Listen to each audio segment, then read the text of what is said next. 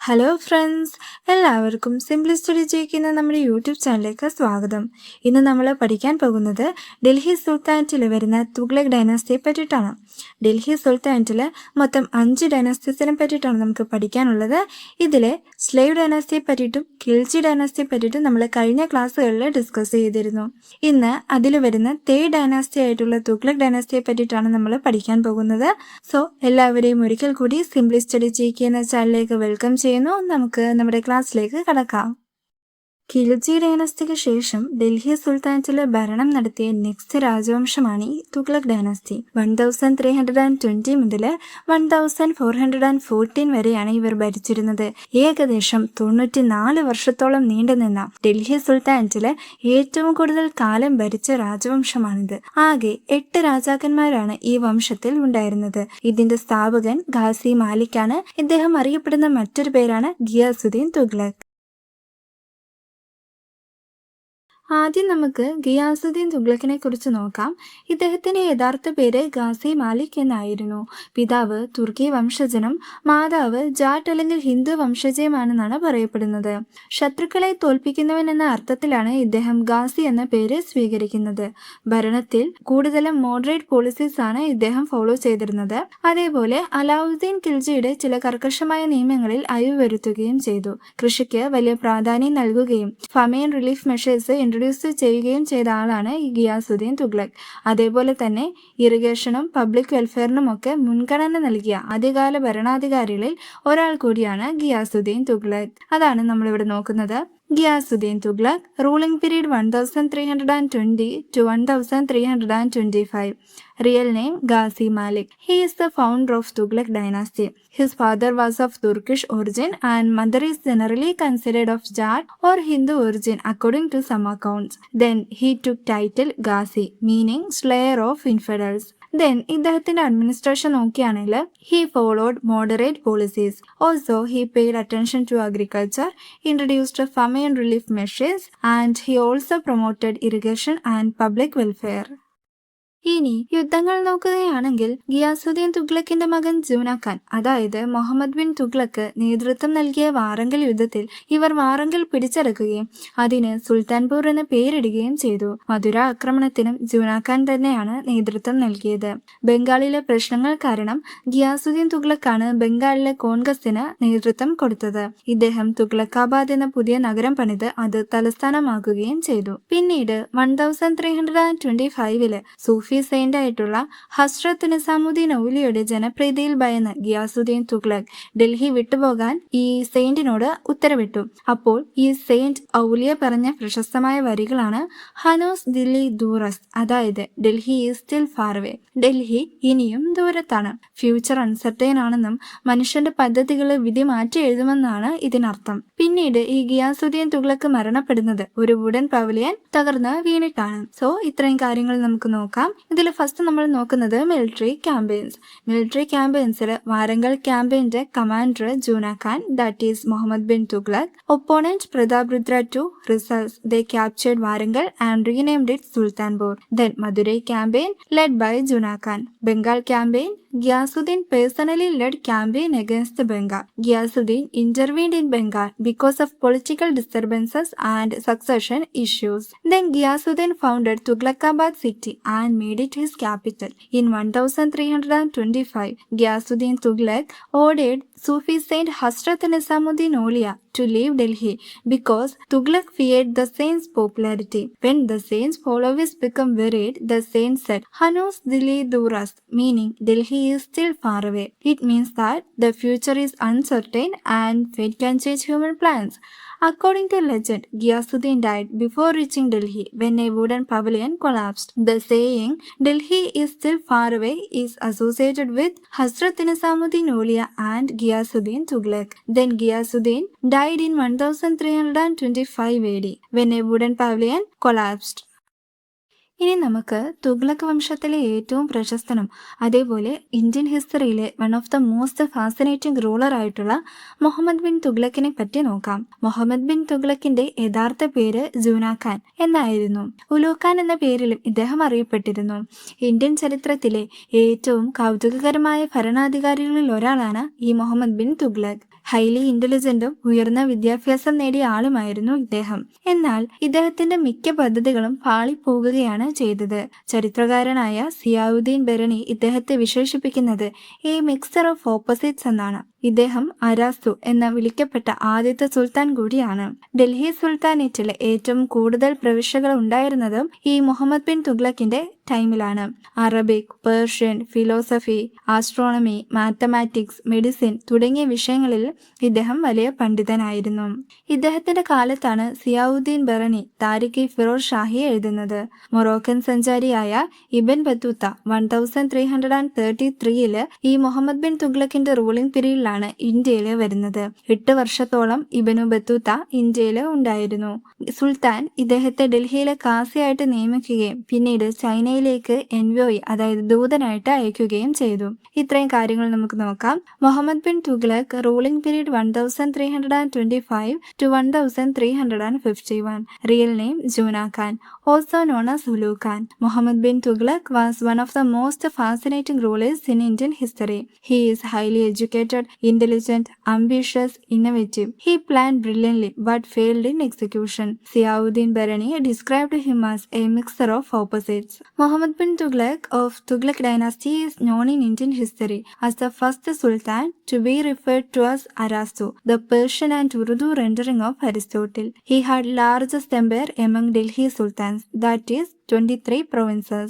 He maintained huge army. He is highly educated Sultan of Delhi Sultanate. He is expert in Arabic, Persian, philosophy, astronomy, mathematics and medicine. Then literary works, അതായത് മുഹമ്മദ് ബിൻ തുഗ്ലക്കിന്റെ ടൈമിലുണ്ടായിരുന്ന literary works നോക്കുകയാണെങ്കിൽ താരിഖ് ഫിറോസ് ഷാഹി അത് എഴുതിയത് Ziauddin Barani. Then Rihla by Ibn Battuta. Ibn Battuta came in 1333 AD. Ibn Battuta, a Moroccan traveler and scholar, visited India during the reign of Sultan Muhammad bin Tughlaq in the 14th century. Ibn Battuta stayed in India for about 8 years. Then he was appointed as Qazi of Delhi. Later sent him as envoy to China. ഇനി മുഹമ്മദ് ബിൻ തുഗ്ലക്കിന്റെ പരാജയപ്പെട്ട 5 പ്രധാന പ്രോജക്റ്റുകൾ എന്താണെന്ന് നമുക്ക് നോക്കാം. ഇത് എക്സാംസിന് ചോദിക്കാവുന്ന പ്രധാനപ്പെട്ട topic കൂടിയാണ്.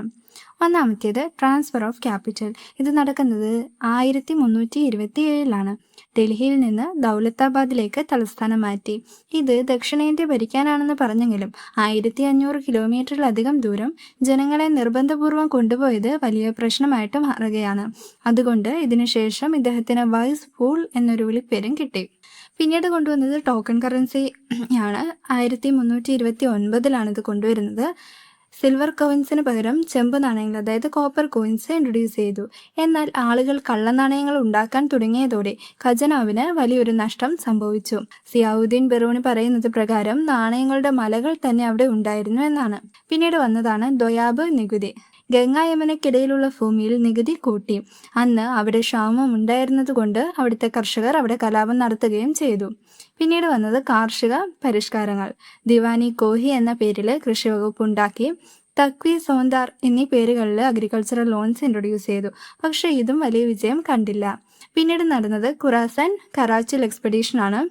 സൈനിക വിപുലീകരണത്തിന് നടത്തിയ ഈ യുദ്ധങ്ങളും കഠിനമായ കാലാവസ്ഥ കാരണം പരാജയപ്പെടുകയാണ് ചെയ്തത്. ഈ ഫെയിലായ 5 അംബീഷ്യസ് പ്രൊജക്റ്റ് നമുക്ക് നോക്കാം. First one, transfer of capital. ഇത് നടക്കുന്നത് 1327 The capital of Delhi Sultanate was Delhi. Muhammad bin Tughlaq decided to shift the capital to Dawlatabad. Earlier, Dawlatabad was known as Devagiri, but after making it the capital, he renamed it Dawlatabad. Then why did he do this? He believed Dawlatabad was located more centrally, so it would be easier to control both the north and south India. Another reason was security. But the plan faced serious problems because the distance was more than 1500 kilometers and it forced migration and great suffering. Finally, the project failed. The capital was shifted back to Delhi. Because of such impractical decisions, Muhammad bin Tughlaq earned the nickname Wise Fool. Let's move to the second project, that is introduction of token currency in 1329. He issued copper currency equal to silver tanga. This created many problems. People began forging coins. Ziauddin Biruni wrote, there were mountains of coins after that.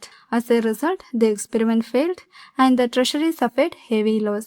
Then, the third experiment was related to taxation. Taxation in Doyab.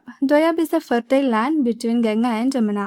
He decided to increase the land tax in Doyab. Unfortunately, this decision came at the worst possible time because there already existed famine. Then heavy taxation caused suffering. Peasant revolts began. Therefore, this taxation policy also failed. Then, the fourth project was focused on improving agriculture. He introduced Takvi loans and Sondar loans, as well as an agricultural department called Diwani Kohi. These were actually good ideas. However, due to corruption, poor management, and lack of proper supervision, the expected results were not achieved. So, these reforms had only limited success. Then, fifth and the final project was related to military expansion. But they also faced many problems such as harsh climate, difficult terrain, and heavy casualties. Finally, the campaign failed without achieving their objectives. Muhammad bin തുഗ്ലക്കിന്റെ കാലത്താണ് 1336 വിജയനഗര എംപയറും 1347 ബഹ്മാനി കിങ്ഡവും സ്ഥാപിക്കപ്പെടുന്നത്. 1351 സിന്ധിലെ കലാപം അടിച്ചമർത്തുന്നതിനിടയിലാണ് Muhammad bin Tughlaq മരണപ്പെടുന്നത്. മുഹമ്മദ് ബിൻ തുഗ്ലക്കിനെ പറ്റിയിട്ട് സിയാവുദ്ദീൻ ബെദുവിന് പറയുന്നത്, രാജാവിന് ജനങ്ങളിൽ നിന്നും ജനങ്ങൾക്ക് രാജാവിൽ നിന്നും മോചനം ലഭിച്ചു എന്നാണ്. പണമിടപാടുകളിൽ പരീക്ഷണങ്ങൾ നടത്തിയത് കൊണ്ട് തന്നെ മുഹമ്മദ് ബിൻ തുഗ്ലക്കിനെ പ്രിൻസ് ഓഫ് മണിയേഴ്സ് എന്നും വിളിക്കുന്നു. സോ അതാണ് ഇവിടെ നമ്മൾ നോക്കുന്നത്. During the reign of Muhammad bin Tughlaq in 1336 foundation of Vijayanagara empire, 1347 foundation of Bahmani kingdom. Then Madurai Sultanate also established during the reign of Muhammad bin Tughlaq. Then many revolts took place during the ruling period of Muhammad bin Tughlaq, that is in Oudh, Sindh, Multan, Gujarat. Then Muhammad bin Tughlaq died in 1351 CE while suppressing revolt of Taghi in Sindh. Ziauddin Bedouini wrote, the king was free from his people and they from their king.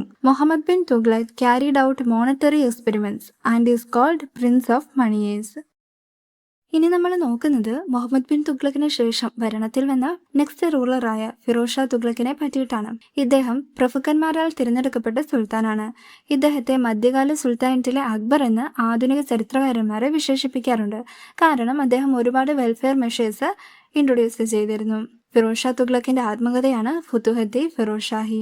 കാനി ജഹാൻ മക്ബൽ എന്ന തെലുങ്ക് ബ്രാഹ്മണായിരുന്നു ഫിറോസ് ഷാ തുഗ്ലക്കിന്റെ വസീർ, അതായത് prime minister. പിന്നീട് ഇദ്ദേഹത്തിന്റെ tax പരിഷ്കാരങ്ങൾ നോക്കുകയാണെങ്കിൽ ഫിറോസ് ഷാ തുഗ്ലക്കിന് മുൻപ് ഭരിച്ചിരുന്നവർ പിരിച്ചിരുന്ന 28 അനധികൃത നികുതികള് ഈ ഫിറോസ് ഷാ തുഗ്ലക്ക് നിർത്തലാക്കി. ഇസ്ലാമിക നിയമപ്രകാരമുള്ള 4 നികുതികൾ മാത്രം നിലനിർത്തി. അതിലെ ഫസ്റ്റ് വൺ ആണ് ഖരജ്. ഖരജ് ലാൻഡ് ടാക്സ് ആണ്. Second Jaziya tax for non Muslims. And third one Zakat is a tax for Muslims. And fourth one Khams. ഇത് യുദ്ധത്തിൽ ലഭിക്കുന്ന കൊള്ളമുതലിന്റെ 1/5 പോർഷനാണ്. ഇനി അതേപോലെ തന്നെ ഇറിഗേഷൻ അഥവാ ജലസേചനത്തിലും ഇദ്ദേഹം വലിയ മാറ്റങ്ങൾ കൊണ്ടുവന്നു. സത്ലജ് മുതൽ ഹൻസി വരെയും യമുന മുതൽ ഹിസാർ വരെയും കനാലുകൾ നിർമ്മിച്ചു. ഹക്കി ഷർബ് എന്ന പേരില് ഇറിഗേഷൻ ടാക്സും കൊണ്ടുവന്നു. സോ ഇത്രയാണ് നമ്മൾ നോക്കുന്നത്.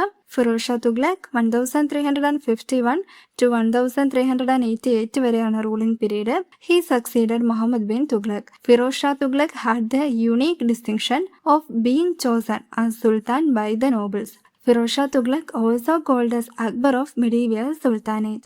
And autobiography of Firoz Shah Tughlaq ആണ് ഫുതുഹത്തി Firoz Shahi. Firoz Shah Tughlaq appointed Kani Jahan Makbal, a Telugu Brahmin, convert as Wazir. The Wazir helped the Sultan in his administration and maintained the prestige of the Sultanate during this period. Then tax reforms നോക്കുകയാണെങ്കിൽ Firoz Shah Tughlaq abolished 28 unlawful taxes that were being collected by previous rulers. He retained only the 4 taxes permitted under Islamic law. First one, Kharaj, it is a land tax. Second, Jizya, a tax levied on non-Muslim. Then third, zakat, a religious tax collected from wealthy Muslims. Then fourth one, khans, a tax on 1/5 of the booty captured during wars. Then in irrigation reforms നോക്കിയാൽ he constructed canals, dug wells and encouraged agriculture. Then he built canals that runs from Satluj to Hansi and Yamuna to Hisar. Also Rajbagh Canal, Ulukani Canal. Then he introduced irrigation tax such as Hakishar, that is water tax, and the tax is 1/10 of the produce. The tax was generally collected from lands receiving water from state-built canals. He also gave great importance to public works and construction activities.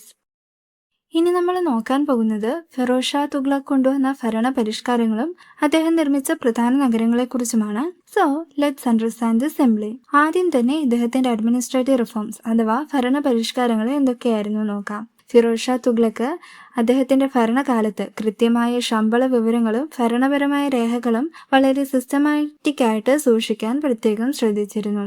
അതേപോലെ പാരമ്പര്യമായി കൈമാറി വന്ന ഇക്ത സമ്പ്രദായം വീണ്ടും introduce ചെയ്യുന്നത് ഈ ഫിറോസ് ഷാ തുഗ്ലക്കാണ്. അതായത് ഒരു ഓഫീസർ മരിച്ചാൽ ആ ഭൂമി അയാളുടെ മക്കൾക്കോ അല്ലെങ്കിൽ അടുത്ത തലമുറയ്ക്കോ കൈമാറാമെന്ന രീതിയാണ് ഈ ഫിറോസ് ഷാ തുഗ്ലക്ക് വീണ്ടും കൊണ്ടുവരുന്നത്. അതേപോലെ ഇക്ത സിസ്റ്റം ഇൻട്രൊഡ്യൂസ് ചെയ്തത് ആരാണെന്നും ഇക്ത സിസ്റ്റത്തിന്റെ പവർ കുറച്ചത് ആരാണെന്നും കൂടി ഓർത്തിരിക്കണം. ഇക്ത സിസ്റ്റം ഇൻട്രൊഡ്യൂസ് ചെയ്യുന്നത് സ്ലേവ് ഡൈനാസ്റ്റിയിലെ ഇൽതുത്മിഷ് ആണ്. അതേപോലെ ഇക്ത സിസ്റ്റത്തിന്റെ പവർ കുറയ്ക്കുന്നത് ഖിൽജി ഡൈനാസ്റ്റിയിലെ അലാവുദ്ദീൻ ഖിൽജിയാണ്. സോ അതും കൂടി ഓർത്തിരിക്കാം. അതേപോലെ ബ്രാഹ്മണർക്ക് മേൽ ആദ്യമായി ജിസിയ നികുതി ചുമത്തിയ ഡൽഹി സുൽത്താനും ഫിറോസ് ഷാ തുഗ്ലക്കാണ്. മുൻപ് ഭരിച്ചിരുന്നവർ ബ്രാഹ്മണരെ ഇതിൽ നിന്ന് ഒഴിവാക്കിയിരുന്നു. എന്നാൽ ഇദ്ദേഹം അത് മാറ്റി ബ്രാഹ്മണർക്കും ജിസിയ നിർബന്ധമാക്കി. പിന്നെ അദ്ദേഹത്തിന്റെ അഡ്മിനിസ്ട്രേറ്റീവ് റിഫോംസിൽ നോക്കുകയാണെങ്കിൽ ഡൽഹിയുടെ ചുറ്റുമായി ഏകദേശം 1200 ഫ്രൂട്ട് ഗാർഡൻസ് ഫിറോസ് ഷാ തുഗ്ലക്ക് വികസിപ്പിച്ചെടുത്തു.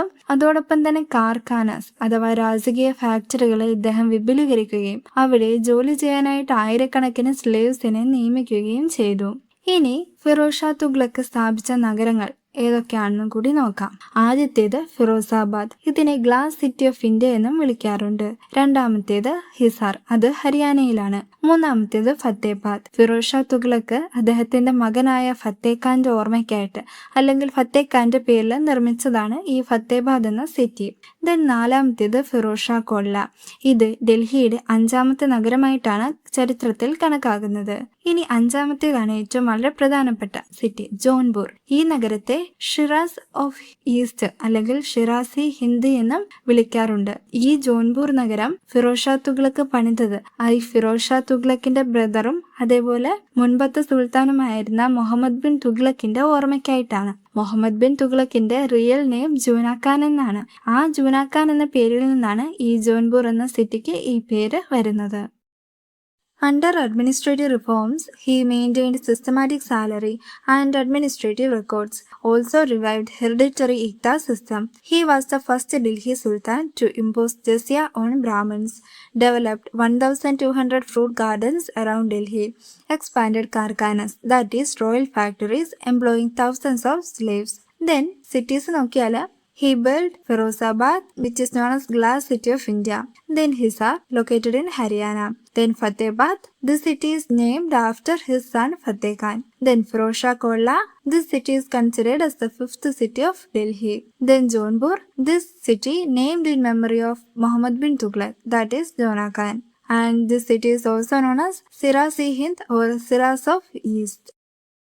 ഇനി ഫിറോസ് ഷാ തുഗ്ലക്കിന്റെ റൂളിംഗ് പീരീഡിൽ ഇൻട്രൊഡ്യൂസ് ചെയ്ത ഡിപ്പാർട്ട്മെന്റ്സ് ഏതൊക്കെയാണെന്ന് കൂടി നോക്കാം. ഫസ്റ്റ് വൺ ദിവാനി ഖൈറത്ത്, അത് പാവപ്പെട്ടവർക്കും വിഡോസിനും വേണ്ടിയിട്ട് കൊണ്ടുവന്നതായിരുന്നു. ദെൻ ദിവാനി ബന്ദാഗൻ, അത് അടിമകൾക്ക് വേണ്ടിയിട്ട്. ദെൻ ദിവാനി ഷിഫ, അത് മെഡിസിൻസ് വൈദ്യശാസ്ത്രത്തിന് വേണ്ടിയിട്ട്. Deewani ഇഷ്തിഹാദ്, pension department. അതേപോലെ ഫിറോസ് ഷാ തുഗ്ലക്ക് അശോക പില്ലേഴ്സ് തോപ്രയിൽ നിന്നും മീററ്റിൽ നിന്നും ഡൽഹിയിലേക്ക് കൊണ്ടുവന്നു. ഇടിമിന്നലേറ്റ് തകർന്ന കുത്തബ് മിനാറിന്റെ 4ാമത്തെയും 5ാമത്തെയും നിലകള് പുനർനിർമ്മിക്കുന്നത് ഫിറോസ് ഷാ തുഗ്ലക്കാണ്. ഹിന്ദു മതഗ്രന്ഥങ്ങള് പേർഷ്യനിലേക്ക് വിവർത്തനം ചെയ്യാൻ തുടങ്ങിയ ആദ്യ സുൽത്താനും ഫിറോസ് ഷാ തുഗ്ലക്കാണ്. ഇദ്ദേഹത്തിന്റെ കാലത്ത് ഇൻട്രൊഡ്യൂസ് ചെയ്ത നാണയങ്ങളാണ് ഷെഷ്ഖാനി, ആദ, ബിഗ്. പിന്നീട് 1388 ഫിറോസ് ഷാ തുഗ്ലക്ക് മരണപ്പെടുകയാണ്. സോ ഇത്രയും കാര്യങ്ങൾ നമുക്ക് ഡീറ്റെയിൽ ആയിട്ട് ഒന്നുകൂടെ നോക്കാം. Important departments: Diwani Khairat for poor and widows, Diwani Bandagan department of slaves, Diwani Shifa medical department, Diwani Istihqaq pension department. Then education and culture നോക്കിയാൽ he encouraged education and established madrasas. Also shifted Ashokan pillars from Topra and Meerut to Delhi. Repaired Qutub Minar after the lightning damage. Also added 4th and 5th stories. He was the first Sultan who started the work of translation of Hindu religious texts into Persian language. Futuhat-e Firozshahi is the autobiography of Firoz Shah Tughlaq. It is a short 32-page book about Firoz Shah Tughlaq's administrative reforms, public works and religious policies. Then, at that time, historian Ziauddin Baruni wrote Tariq-e-Firozshahi and Fatwa-e-Jahandari. Tariq-e-Firozshahi tells about the historical account of Delhi Sultans. Fatwa-e-Jahandari tells about the political advice and the ideas on kingship. Then, during the rule of Firoz Shah Tughlaq, he introduced 3 types of coins: Sheshgani, Ada and Bik. Sheshgani, it is a silver coin equivalent in value to 6 jeetals. Ada, it is a smaller fractional coin equal to 50% of a jeetal, that is half of a jeetal. Then Bik, it is a lower value fractional coin equal to 25% of a jeetal, that is a quarter of a jeetal. Then Firoz Shah Tughlaq died on 1388. His tomb was located in House Complex, New Delhi. ഇനി നമ്മൾ നോക്കാൻ പോകുന്നത് ഫിറോസ് ഷാ തുഗ്ലക്കിന് ശേഷം തുഗ്ലക് വംശത്തിന് എന്ത് സംഭവിച്ചു എന്നും ഈ രാജവംശത്തിന്റെ തകർച്ചയ്ക്ക് കാരണമായ ചരിത്ര പ്രസിദ്ധമായ ആ ഫോറിൻ ഇൻവേഷനെ പറ്റിയിട്ടുമാണ്. So let's understand this simply. 1388 Firoz Shah തുഗ്ലക്കിന്റെ മരണത്തിന് ശേഷം തുഗ്ലക് വംശത്തിലെ പിന്തുടർച്ച അവകാശങ്ങൾ വളരെ അൺസ്റ്റേബിൾ ആയിട്ട് മാറുകയാണ്. അതായത് ശക്തനായ ഒരു ഭരണാധികാരി ഇല്ലാത്തത് കൊണ്ട് തന്നെ ഒരുപാട് രാജാക്കന്മാർ വരികയും വളരെ ചുരുങ്ങിയ കാലയളവ് മാത്രം ഭരിച്ച് കടന്നു പോവുകയും ചെയ്തു. എക്സാംസിന് ഇവരുടെ റൂളിംഗ് പീരീഡിന് വലിയ ഇമ്പോർട്ടൻസ് ഇല്ലെങ്കിലും തുഗ്ലക് വംശത്തിന്റെ തകർച്ച മനസ്സിലാക്കാൻ ഈ ലേറ്റർ റൂളേഴ്സ് അഥവാ ഈ പിൽക്കാല ഭരണാധികാരികൾ ആരൊക്കെയാണെന്ന് നമുക്കൊന്ന് നോക്കാം. ഫിറോസ് ഷാ തുഗ്ലക്കിന് ശേഷം ആദ്യം വരുന്നത് ഗിയാസുദ്ദീൻ തുഗ്ലക് 2 ആണ്. അതിനുശേഷം അബൂബക്കർ ഷാ അധികാരത്തിൽ വന്നു. തുടർന്ന് നസറുദ്ദീൻ മുഹമ്മദ് ഷാ ഭരണം നടത്തി. അദ്ദേഹത്തിന് ശേഷം വെറും ഏതാനും മാസങ്ങൾ മാത്രം സിക്കന്ദർ ഷാ 1 രാജാവാകുകയാണ്. ഒടുവില് തുഗ്ലക് വംശത്തിലെ അവസാനത്തെ രാജാവായിട്ട് നസറുദ്ദീൻ മഹ്മൂദ് ഷാ തുഗ്ലക്ക് അധികാരമേൽക്കുകയാണ്. തുഗ്ലക് വംശത്തിലെ അവസാനത്തെ ഭരണാധികാരി ആരാണ് എന്നത് എക്സാംസിന് ചോദിക്കാറുള്ളൊരു ക്വസ്റ്റ്യൻ ആണ്. സോ അത് ഓർത്തിരിക്കുക. തുഗ്ലക് വംശത്തിലെ ലാസ്റ്റ് റൂളർ എന്ന് പറയുന്നത് ആരാണ്? അത് നസറുദ്ദീൻ മഹ്മൂദ് ഷാ തുഗ്ലക് ആണ്. ഇനി ഇമ്പോർട്ടന്റ് ആയിട്ട് നോക്കാനുള്ളത് തൈമൂറിന്റെ ഇൻവേഷൻ ആണ്, അഥവാ തൈമൂറിന്റെ ഇന്ത്യ ആക്രമണം. ആൻഡ് ഇത് നടക്കുന്നത് 1398 AD-യിലാണ്. 1398 AD-യില് സെൻട്രൽ ഏഷ്യയിൽ നിന്നുള്ള തൈമൂർ ഇന്ത്യ ആക്രമിക്കുകയാണ്. ഇവിടെ നമ്മൾ ഇമ്പോർട്ടന്റ് ആയിട്ട് ഓർത്തു വെക്കേണ്ട ഒരു ചോദ്യം എന്ന് പറയുന്നത് തൈമൂർ ഇന്ത്യ ആക്രമിക്കുമ്പോൾ ഡൽഹി ഭരിച്ചിരുന്ന സുൽത്താൻ ആരായിരുന്നു? അത് തുഗ്ലക് ഡൈനാസ്റ്റിയിലെ ലാസ്റ്റ് റൂളറായ നസറുദ്ദീൻ മഹ്മൂദ് തുഗ്ലക് ആയിരുന്നു. സോ ഇത് ഓർത്തിരിക്കുക.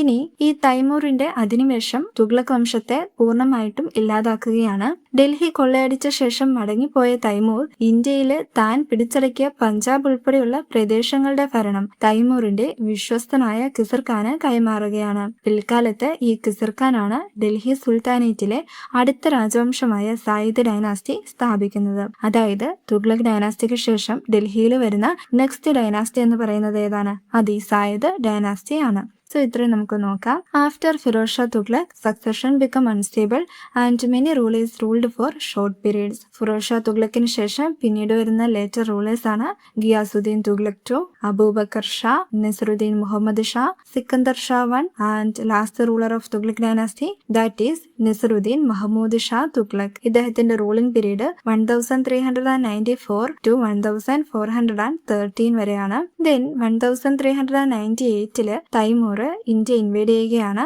During the rule of Nasaruddin Mahmood Tughlaq. Taimur delivered final blow to Tughlaq dynasty. Timur later gave authority of Punjab to Khizr Khan. Khizr Khan later founded Sayyid dynasty. അതായത് തുഗ്ലക് ഡൈനാസ്റ്റിയുടെ എൻഡോട് കൂടിയിട്ട് ഡൽഹിയിൽ നെക്സ്റ്റ് ഡൈനാസ്റ്റി സ്റ്റാർട്ട് ചെയ്യുകയാണ്. That is Sayyid dynasty. ഇന്നത്തെ ഈ ക്ലാസ്സിൽ തുഗ്ലക് ഡൈനാസ്റ്റിയെ പറ്റിയിട്ട് നോക്കാനുള്ള എല്ലാ പോയിന്റ്സും അതായത് from the first ruler to the last എല്ലാം നമ്മൾ ഡിസ്കസ് ചെയ്തിട്ടുണ്ട്. സോ ഇത് എല്ലാവരും നന്നായിട്ട് പഠിക്കുക. അപ്പോൾ ഇന്നത്തെ ക്ലാസ് എല്ലാവർക്കും നല്ലതുപോലെ ക്ലിയർ ആയെന്ന് വിശ്വസിക്കുന്നു. എന്തെങ്കിലും സംശയങ്ങളുണ്ടെങ്കിൽ താഴെ കമൻറ്റ് ബോക്സിൽ ചോദിക്കാവുന്നതാണ്. നെക്സ്റ്റ് ക്ലാസ്സസിൽ ഡൽഹി സുൽത്താനറ്റിൽ വരുന്ന ബാക്കി ഡൈനാസ്റ്റീസിനെ പറ്റിയിട്ട് നമ്മൾ ക്ലാസ്സസ് എടുക്കുന്നതായിരിക്കും. നിങ്ങൾക്ക് ഈ ക്ലാസ് ഉപകാരപ്പെട്ടെങ്കിൽ വീഡിയോ ഇപ്പോൾ തന്നെ ഒന്ന് ലൈക്ക് ചെയ്യുക. കോമ്പറ്റേറ്റീവ് എക്സാംസിന് തയ്യാറെടുക്കുന്ന നിങ്ങളുടെ ഫ്രണ്ട്സിനും കൂടി വീഡിയോ ഒന്ന് ഷെയർ ചെയ്ത് കൊടുക്കുക. പിന്നെ നമ്മുടെ ചാനൽ ഇതുവരെ സബ്സ്ക്രൈബ് ചെയ്തില്ലെങ്കിൽ സബ്സ്ക്രൈബും കൂടി ചെയ്തേക്കുക. അടുത്ത ക്ലാസ്സിൽ ഇതിൻ്റെ ബാക്കി ഭാഗവുമായിട്ട് നമുക്ക് വീണ്ടും കാണാം. എല്ലാവരും നന്നായി പഠിക്കുക. And thank you for watching. See you in the next class.